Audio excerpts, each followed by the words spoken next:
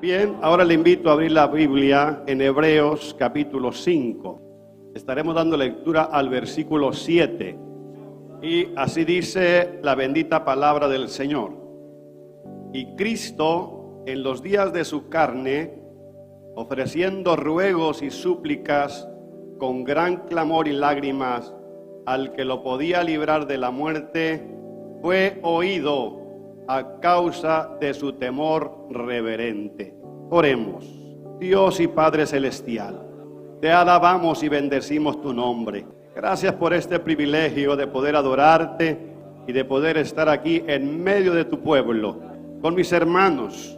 Te queremos pedir también, Señor, que recibas la gloria y la alabanza porque nos das la palabra. Te pedimos que nos hables. Glorifícate, Señor, en cada uno.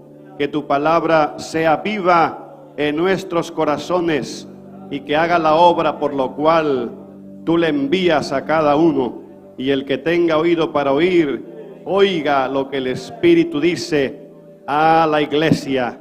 Voy a hablar sobre el clamor que funciona en cualquiera que sean las circunstancias que pasemos. En alguna circunstancia de aprietos, eso que interrumpe en nuestras vidas la quietud, el calendario, el programa, las citas que tenemos, todo aquello que de pronto nos interrumpe la vida y nos encontramos en aprietos de cualquier tipo que sean. Ahí todas las personas les surge esa necesidad de clamar. Hoy, gracias a Dios, la iglesia sabe a quién clamar y creo que la mayoría claman en cualquiera que sea la necesidad que tengan. El fallo es que en esta necesidad que la gente tiene de ayuda, de auxilio, de que salga de ese aprieto porque siente o que se ahoga o que se muere o que no tiene que comer, o que le duele mucho algo, o que tiene un problema muy grande. Eso es nada más para un poquito detallar de lo que pues vamos a estar hablando. Cómo en esos momentos de crisis física, emocional o espiritual o familiar, una persona le da por clamar. El fallo es que cuando van a clamar, pues claman ellos a quien saben, a quien creen que les puede ayudar. Y lamentablemente en su vida no tuvieron una buena enseñanza. Es decir, fueron enseñados a que clamaran a ciertos dioses. Si recordamos un poco el caso de Jonás, como cuando los marineros del barco, el capitán del barco, se vio en tremenda tempestad, que el barco ya se hundía porque era un huracán que había levantado el Señor con un propósito. Entonces miramos ahí que Jonás estaba dormido en el barco y le dijeron a él: levántate, dormilón. Le dijeron que se levantara y le dijeron que se levantara para clamar. Clama a tu Dios, le dijeron. Entonces ya todos ellos estaban clamando a sus dioses. Cada cual clama a quien cree que le puede ayudar. Lo que ellos quieren es salir del problema. Los sicarios claman a la muerte y le piden al diablo que los libre. Entonces ellos tienen su santo. Ahora, ¿qué tan eficaz es ese clamor en esos casos? Porque cuando yo digo que el clamor funciona, es el clamor eficaz, el clamor verdadero. Y ese clamor verdadero pues tiene su forma, tiene su fórmula también. Porque es un clamor que tiene que ser primero verdadero y luego tiene que ser a la persona, o aquí en este caso tenía que ser al ser supremo que de verdad vive, que oye, que ve y que tiene misericordia. Y en este caso sería Dios. Es el único Dios todopoderoso, porque hay muchos dioses con D menor pero es el único Dios verdadero que tiene sus ojos y sus oídos atentos sobre toda persona en la tierra.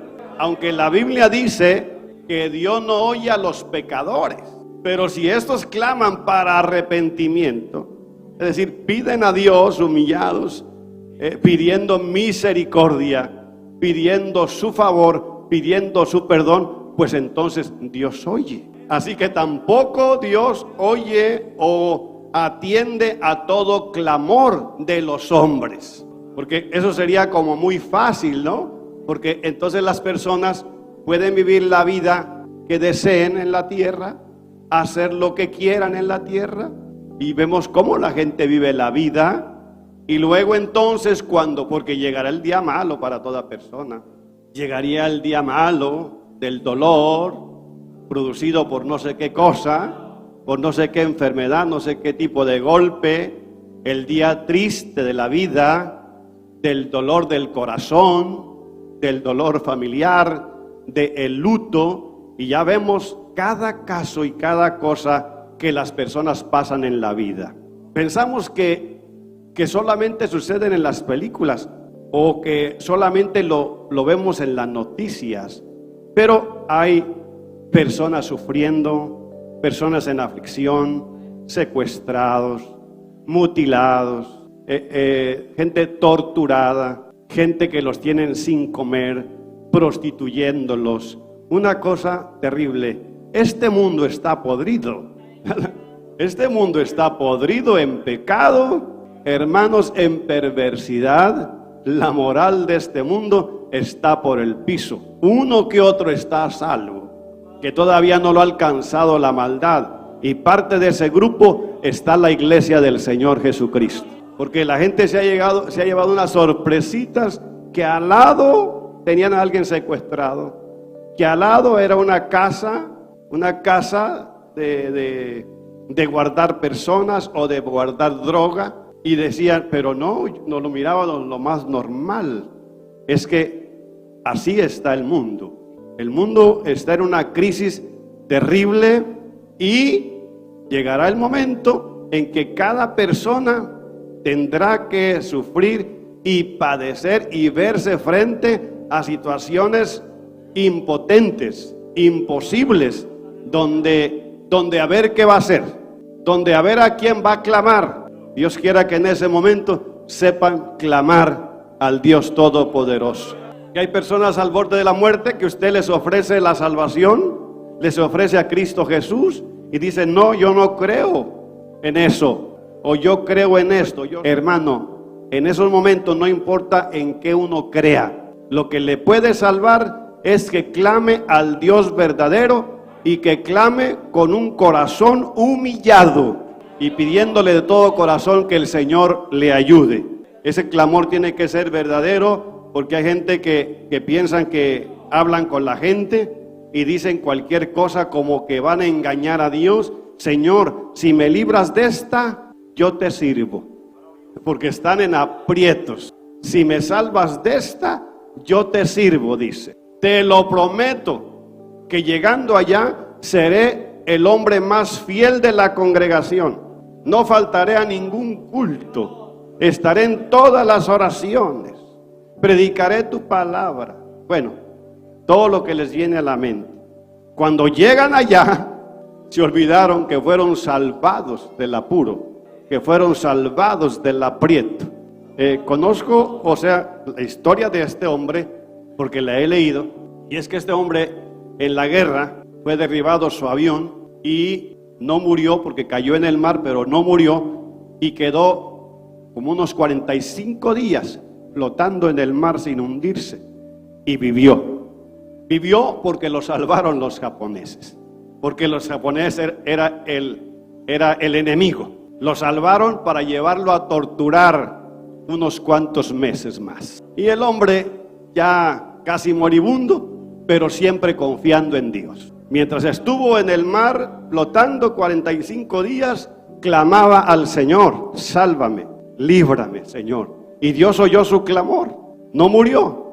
Entonces salió, mientras estaba siendo torturado, le pedía al Señor, por favor, ayúdame, que no muera aquí, sálvame. Y después de algunos meses de ser torturado y sometido a unas situaciones terribles, el hombre fue librado por el ejército americano. Cualquiera diría, una persona que tiene una experiencia de este tipo, le da o le nace, porque debe ser así, una gratitud hacia Dios. No puede olvidarse de lo que Dios hizo, pero el hombre tiene ese problema, que se olvida de lo que Dios le ha dado y ha hecho en su vida. Cuando llegó al estado de California, al tiempo se encontró con otro problema.